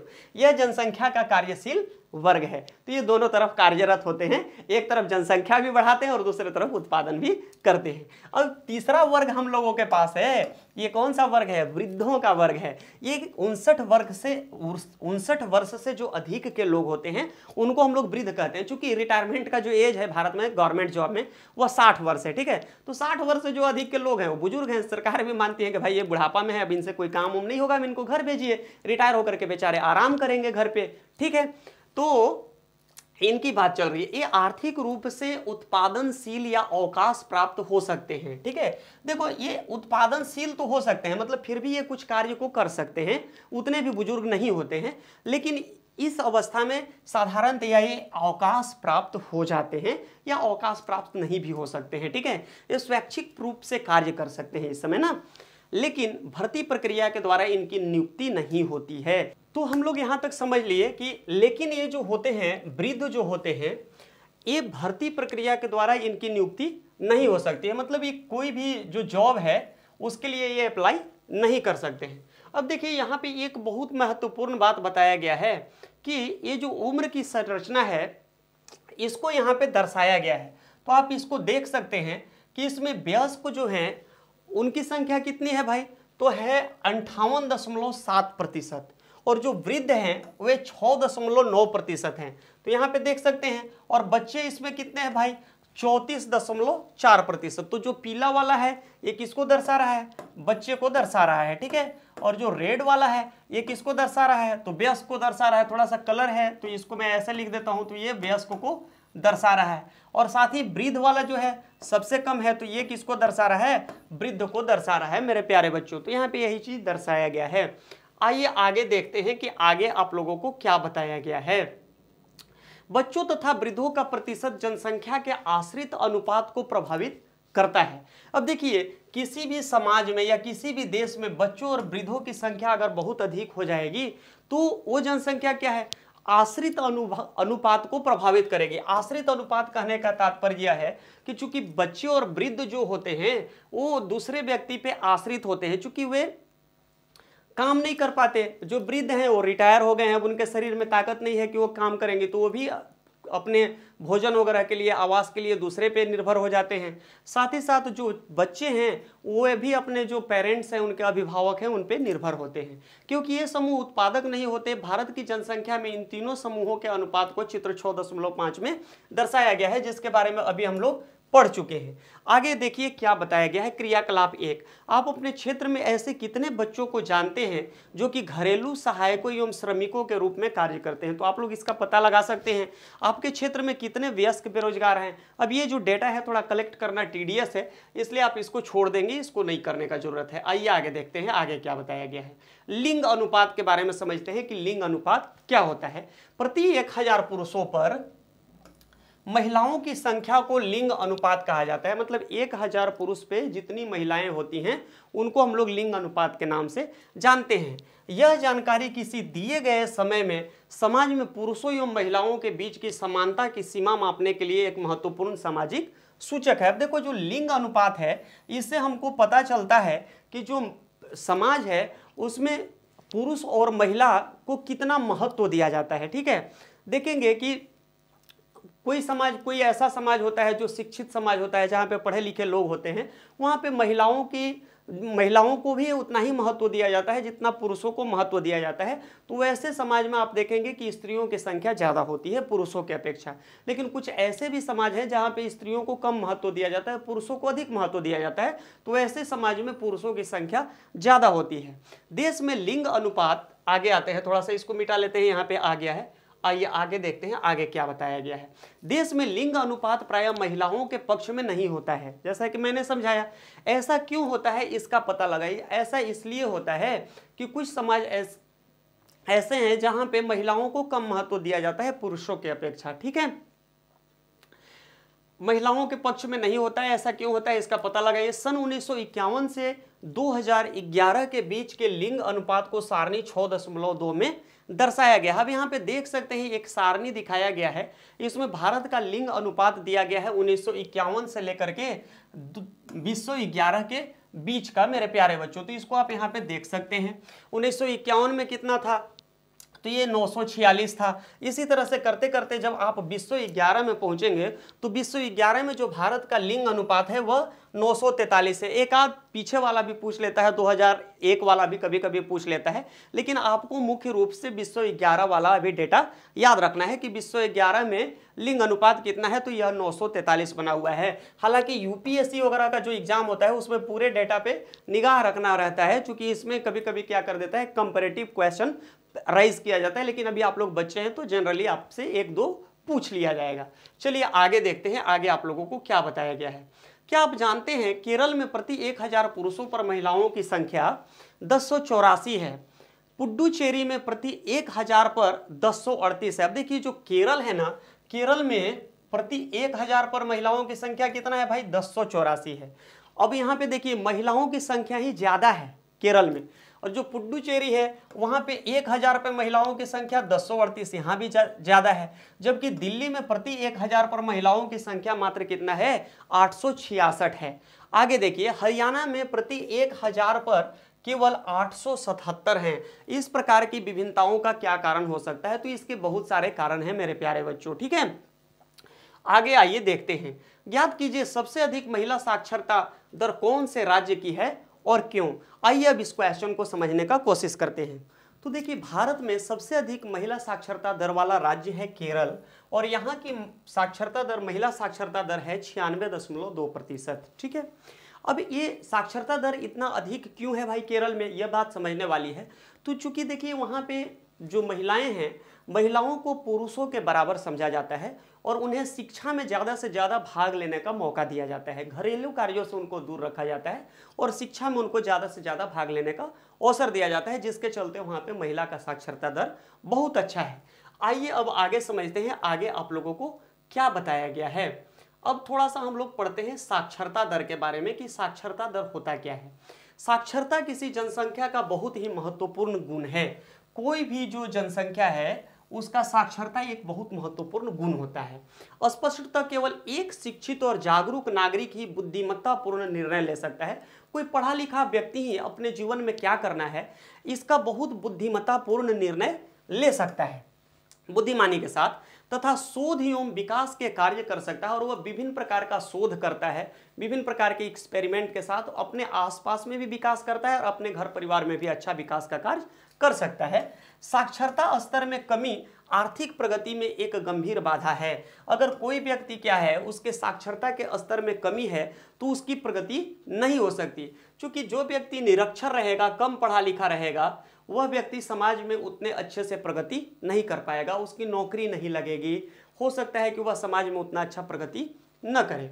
विश्व 11 की जनगणना के अनुसार एक व्यक्ति जिसकी, अब देखिए किस व्यक्ति को साक्षर माना जाएगा विश्व 11 की जनगणना के अनुसार, तो विश्व 11 की जनगणना के अनुसार एक व्यक्ति जिसकी आयु 7 वर्ष या उससे अधिक है, जो किसी भी भाषा को समझकर लिख या पढ़ सकता है, उसे साक्षर की श्रेणी में रखा जाता है। ठीक है, कोई भी आदमी जिसका उम्र 7 साल से अधिक है और जो किसी भी भाषा को, हिंदी, इंग्लिश, तेलुगु, मलयालम, उड़िया, किसी भी भाषा को आसानी से समझ या बोल सकता है, पढ़ सकता है, तो उस व्यक्ति को हम लोग किस श्रेणी में रखेंगे, साक्षर की श्रेणी में रखेंगे। भारत की साक्षरता के स्तर में धीरे धीरे सुधार हो रहा है। विश्व 11 की जनगणना के अनुसार देश की साक्षरता दर 73% है। अब देखो जो विश्व 11 में जो जनगणना हुई उसके हिसाब से जो भारत की साक्षरता दर है वह कितना है मेरे प्यारे बच्चों, यह है 73%, जिसमें पुरुषों की साक्षरता दर है 80.9%, जबकि महिलाओं की साक्षरता दर है 64.6%। तो यहाँ तक की बात आप लोगों को बहुत अच्छे से समझ में आ रही होगी। अब आइए थोड़ा सा समझते हैं भारत की व्यावसायिक संरचना के बारे में।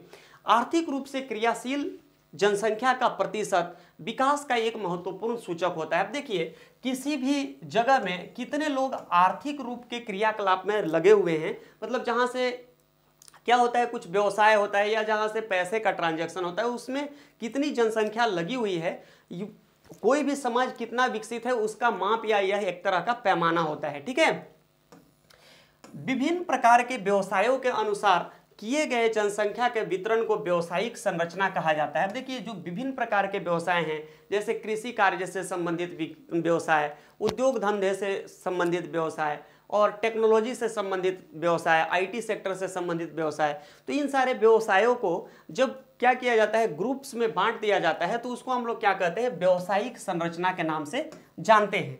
किसी भी देश में विभिन्न व्यवसायों को करने वाले भिन्न भिन्न लोग हैं।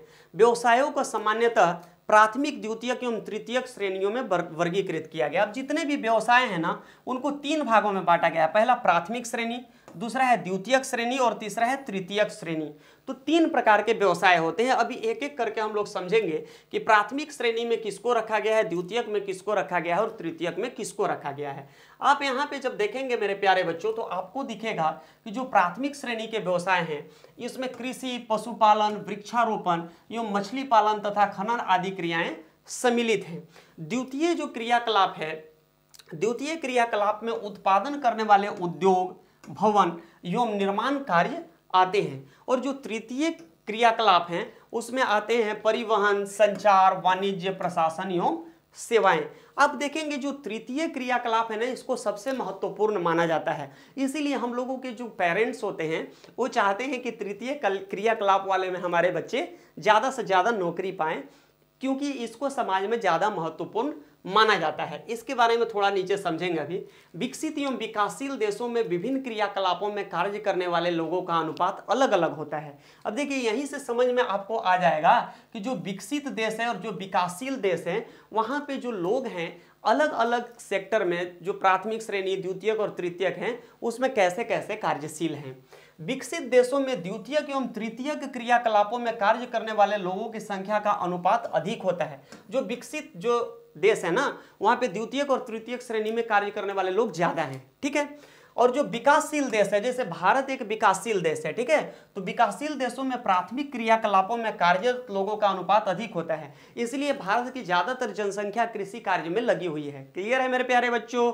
भारत में कुल जनसंख्या का 64% भाग केवल कृषि कार्य करता है। अब समझ में आप लोगों को आ गया होगा कि भारत क्या है, अभी विकासशील देश है। यहाँ की 64% आबादी किस चीज में लगी हुई है, कृषि कार्य में लगी हुई है। द्वितीयक एवं तृतीयक क्षेत्रों में कार्यरत लोगों की संख्या का अनुपात क्रमशः 13 तथा 20% है भारत में। भारत के मात्र 13% लोग द्वितीयक क्षेत्र में कार्य करते हैं, जबकि 20% लोग किसमें, तृतीयक क्षेत्र में कार्य करते हैं। वर्तमान समय में बढ़ते हुए औद्योगिकीकरण एवं शहरीकरण में वृद्धि होने के कारण द्वितीयक एवं तृतीय क्षेत्रों में व्यावसायिक परिवर्तन हुए हैं। अब लोग ज्यादा से ज्यादा द्वितीयक और तृतीयक श्रेणी के कार्यों में लगना चाहते हैं। आगे आइए समझते हैं स्वास्थ्य के बारे में। अब देखिए स्वास्थ्य जनसंख्या की संरचना का एक महत्वपूर्ण घटक है। जैसा कि मैं पहले से ही चर्चा करते आ रहा हूं, अगर स्वास्थ्य का स्तर समाज में अच्छा रहेगा तो वह समाज क्या है, ज्यादा विकास करेगा। स्वास्थ्य जनसंख्या की संरचना का एक महत्वपूर्ण घटक है जो कि विकास की प्रक्रिया को क्या करता है, प्रभावित करता है। सरकारी कार्यक्रमों के निरंतर प्रयास के द्वारा भारत की जनसंख्या के स्वास्थ्य स्तर में महत्वपूर्ण सुधार हुआ है। आजादी के बाद क्या हुआ कि जो स्वास्थ्य सुविधाएं हैं उसमें निरंतर सुधार हो रही है, जिसके चलते भारत के लोगों का स्वास्थ्य भी सुधर रहा है। मृत्यु दर 1951 में प्रति 1000 25 थी, मतलब 1000 लोगों में से 25 लोग की मृत्यु हो जाती थी। यह 2011 में क्या हो गया, घट करके प्रति 1000 7.2 रह गई है। औसत आयु जो कि 1951 में 36.7 वर्ष थी। 1951 में औसत आयु मतलब जो साधारणतया लोग जिंदा रहते थे 36 साल तक ही जिंदा रहते थे। ठीक है, यह बढ़ करके 2012 में 67.9% हो गई। क्लियर है मेरे प्यारे बच्चों? मतलब अब लगभग लोग 65 से 70 साल की अवस्था में साधारणतया लोगों की मृत्यु होती है। क्लियर है? यह एवरेज आयु है, कुछ 100 भी जी सकते हैं, कुछ 40 भी जी सकते हैं। इसको थोड़ा सा समझने का जरूरत है। यह एवरेज निकाला जाता है। मान लीजिए किसी का 30 वर्ष कोई जिंदा रहता है, कोई 50 वर्ष रहता है, कोई हो सकता है कि 80 वर्ष जिंदा रहता है। तो ये तीनों को जोड़ करके इसमें 3 से जब हम लोग भाग दे देते हैं तब क्या निकलता है, औसत आयु निकलता है। जैसे 8 5 13 और 3 क्या हो गया, 16 हो गया। 160 में जब हम लोग 3 से भाग देंगे तो आप यहाँ देख सकते हैं कि जो 160 है जब इसमें 3 से हम लोग भाग लगाएंगे तो 53.3% निकलेगा। तो इस तरह से एक एवरेज आयु क्या किया जाता है, काउंट किया जाता है। अब आगे समझते हैं आगे क्या बताया गया है। महत्वपूर्ण सुधार बहुत से कारकों जैसे कि जन स्वास्थ्य, संक्रामक बीमारियों से बचाव एवं रोगों के इलाज में आधुनिक तकनीकों के प्रयोग के परिणाम स्वरूप हुआ है। देखो पहले के जमाने में क्या होता था, बहुत अधिक संक्रामक बीमारियां लोगों को होती थी। साथ ही साथ जो जन स्वास्थ्य सुविधाएं थी उतनी उत्तम क्वालिटी की नहीं थी। और इसके साथ ही साथ जो विभिन्न प्रकार के रोग हैं जैसे कैंसर वगैरह जैसे जो रोग हैं, क्षय रोग हैं, तो इनका इलाज भी पहले आसानी से नहीं हो पाता था। अब जब आधुनिक तकनीकें आ गई हैं तो इनका इलाज भी बहुत आसानी से हो जा रहा है। तो इसके चलते लोगों का क्या है, औसत उम्र बढ़ गया है। महत्वपूर्ण उपलब्धियों के बावजूद भारत के लिए स्वास्थ्य का स्तर एक मुख्य चिंता का विषय है। हालांकि अभी सुधार हुआ है फिर भी उतना सुधार नहीं हुआ है जितना होना चाहिए। प्रति व्यक्ति कैलोरी की खपत अनुशंसित स्तर से काफी कम है। जितना लोगों को कैलोरी में आहार मिलना चाहिए उससे अभी भी लोगों को कम भोजन उपलब्ध हो पा रहा है तथा हमारी जनसंख्या का एक बड़ा भाग कुपोषण से प्रभावित है। और जब आप स्टडी करेंगे तो पाएंगे कि भारत का बहुत बड़ा जनसंख्या को अभी भी भोजन उपलब्ध नहीं है, या उपलब्ध है भी तो उसमें पोषण का मात्रा बहुत कम है। शुद्ध पीने का पानी तथा मूल स्वास्थ्य रक्षा सुविधाएं ग्रामीण जनसंख्या के केवल 1/3 लोगों को उपलब्ध है। अब देखिए शुद्ध पानी जो है या फिर पीने के लिए जो पानी है वो ग्रामीण जनसंख्या के मात्र 1/3 लोगों को ही उपलब्ध हो पाता है। इस समस्या को एक उचित जनसंख्या नीति के द्वारा हल करने की आवश्यकता है। तो यहाँ तक बात आप लोगों को समझ में आ गया होगा। अब थोड़ा सा समझते हैं कि किशोर जनसंख्या की, किशोरों की जनसंख्या कितनी है भारत में, इसके बारे में थोड़ा सा समझते हैं। भारत की जनसंख्या का सबसे महत्वपूर्ण लक्षण इसकी किशोर जनसंख्या का आकार है। यह भारत की कुल जनसंख्या का 5वां भाग है। मतलब पूरे भारत का जो जनसंख्या है उसका 5वां भाग जो है वो क्या है, किशोर हैं। ठीक है, किशोर प्रायः 10 वर्ष से लेकर के 19 वर्ष की आयु वर्ग के होते हैं। ये भविष्य के सबसे महत्वपूर्ण मानव संसाधन है, क्योंकि जो किशोर है ना जब बड़े होंगे तो नौकरी में जाएंगे या फिर किसी उद्योग व्यवसाय वगैरह में जाएंगे तो कुछ ना कुछ उत्पादन करेंगे देश के लिए। ठीक है, तो ये सबसे महत्वपूर्ण संसाधन देश के लिए माने जाते हैं। किशोरों के लिए पोषक तत्वों की आवश्यकता बच्चों तथा वयस्कों से अधिक होती है। जो किशोर होते हैं चूंकि उनका बढ़ने का ग्रोथ का टाइम बहुत होता है तो इसलिए उनको जो पोषण चाहिए बहुत अधिक मात्रा में चाहिए और भोजन भी उनको अच्छा पौष्टिक आहार चाहिए, उनको भोजन भी अच्छा मिलना चाहिए उनको। कुपोषण से इनका स्वास्थ्य खराब तथा विकास अवरोधित हो सकता है। परंतु भारत में किशोरों को प्राप्त भोजन में पोषक तत्व अपर्याप्त होते हैं। बहुत सी किशोर बालिकाएं रक्तहीनता से पीड़ित रहती हैं। अब देखो क्या है, लड़कियों को बहुत अधिक आयरन युक्त भोजन की आवश्यकता होती है क्योंकि उनके किशोरियों में विभिन्न प्रकार के शारीरिक बदलाव होते हैं। तो इस समय वो क्या होता है, बहुत आसानी से रक्तहीनता से ग्रसित हो जाती हैं, मतलब उनके शरीर में खून की कमी हो जाती है। विकास की प्रक्रिया में उनकी समस्याओं पर पर्याप्त ध्यान नहीं दिया गया। किशोर बालिकाओं जो लड़कियां हैं उनके विकास की प्रक्रिया में उन पर बहुत अधिक ध्यान नहीं दिया जाता है भारत में। किशोर बालिकाओं को अपनी समस्याओं के प्रति संवेदनशील बनाना चाहिए। स्कूल वगैरह में जो किशोरियां हैं मतलब जो लड़कियां हैं उनका अच्छे से गाइडेंस और काउंसलिंग होना जरूरी है। शिक्षा के प्रसार तथा इसमें सुधार के द्वारा उनमें इन समस्याओं के प्रति जागरूकता बढ़ाई जा सकती है। तो ये सारी बातें आप लोगों को अच्छे से समझ में आ गई होगी। अब आइए हम लोग समझते हैं कि राष्ट्रीय जनसंख्या नीति क्या है, इस पर थोड़ा सा चर्चा करते हैं और आगे बढ़ते हैं, आगे समझने का कोशिश करते हैं। परिवार के आकार को सीमित रहकर एक व्यक्ति के स्वास्थ्य एवं कल्याण को सुधारा जा सकता है। अब देखो जो परिवार है उसके साइज को जब हम लोग छोटा रखेंगे तो उसके भरण पोषण में सुविधा होगी, मतलब उसके लिए हम लोग जितनी भी सुख सुविधा की चीजें हैं बहुत आसानी से जुटा सकते हैं, सुधारा जा सकता है। इस तथ्य को ध्यान में रखते हुए भारत सरकार ने 1952 में एक व्यापक परिवार नियोजन कार्यक्रम को प्रारंभ किया। और चूंकि भारत की जनसंख्या बहुत तेजी से बढ़ रही थी, भारत एक बहुत विशाल देश है, तो 1952 में भारत सरकार ने एक योजना शुरू की जिसको हम लोग परिवार नियोजन कार्यक्रम के नाम से जानते हैं। क्लियर है? परिवार कल्याण कार्यक्रम जिम्मेदार एवं सुनियोजित पितृत्व को बढ़ावा देने के लिए कार्यरत है। वैसे माता पिता या पेरेंट्स जो जिम्मेवार हैं देश के प्रति, अपने परिवार के प्रति, उनको और अधिक बढ़ावा देने के लिए इस प्रकार के कार्यक्रम को गवर्नमेंट शुरू किया। राष्ट्रीय जनसंख्या नीति 2000, अब देखिए जो राष्ट्रीय जनसंख्या नीति 2000 जो है कई वर्षों के नियोजित प्रयासों का परिणाम है।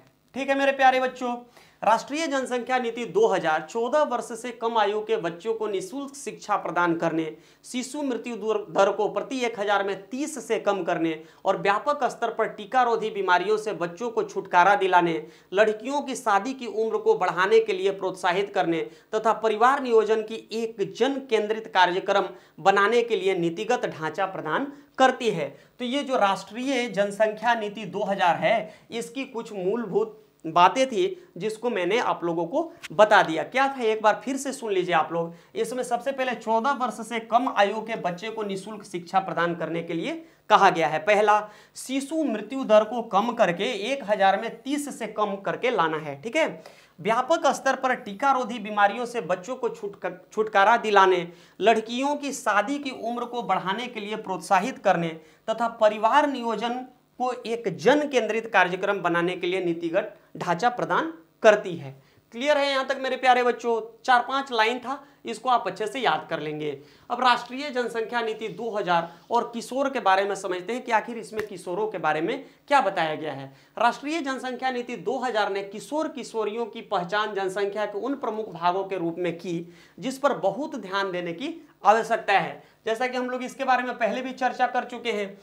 कहता है कि पौष्टिक आवश्यकताओं के अतिरिक्त इस नीति में अवांछित गर्भधारण, अब चूंकि क्या होता है कि जो किशोर किशोरी होते हैं उनको यौन शिक्षा नहीं दिया जाता, जिसके चलते अवांछित गर्भधारण और यौन संबंधों के प्रसारित बीमारियों से किशोर किशोरियों की सुरक्षा नहीं हो पाती। ठीक है, तो इसके संबंध में उनको नॉलेज देना बहुत जरूरी हो जाता है। इसके द्वारा ऐसे कार्यक्रम चलाए गए जिनका उद्देश्य देर से विवाह और देर से संतानोत्पत्ति को प्रोत्साहित करना, ताकि जो है पहले क्या है हम लोगों के समाज में ऐसा फैला हुआ है धारणा कि लड़कियों का जल्दी से शादी कर देना चाहिए। तो यहाँ पे पेरेंट्स को भी अवेयर कराया जाता है कि लड़कियों को एक उचित उम्र पे ही शादी कराई जाए और लड़कियों के शिक्षा पे ज़्यादा से ज़्यादा जोर दिया जाए। देर से संतानोत्पत्ति को प्रोत्साहित करना, किशोर किशोरियों को असुरक्षित यौन संबंधों के कुप्रभावों के बारे में शिक्षित करना। इसीलिए जब आप क्लास 10 में जाते हैं मेरे प्यारे बच्चों, तो वहाँ पे आप लोगों को इससे संबंधित एक चैप्टर अलग से पढ़ाया जाता है। गर्भ निरोध सेवाओं को पहुंच और खरीद के भीतर बनाना, खाद्य संपूरक और पौष्टिक सेवाएं उपलब्ध करवाना और बाल विवाह को रोकने के कानूनों को सुदृढ़ करना इत्यादि इत्यादि नियम किशोर किशोरियों के लिए बनाए गए हैं। किसी भी राष्ट्र के लिए वहां के लोग बहुमूल्य संसाधन होते हैं। एक शिक्षित एवं स्वस्थ जनसंख्या ही कार्यक्षम शक्ति प्रदान करती है। इसी तरह से जनसंख्या से संबंधित जितने भी महत्वपूर्ण गुण थे उसको हम लोगों ने अच्छे से समझ लिया है। अब कैसा लगा आप लोगों को ये चैप्टर, हमको कमेंट करके जरूर बताएंगे मेरे प्यारे बच्चों, और लाइक और शेयर करना नहीं भूलेंगे। Thank you very much.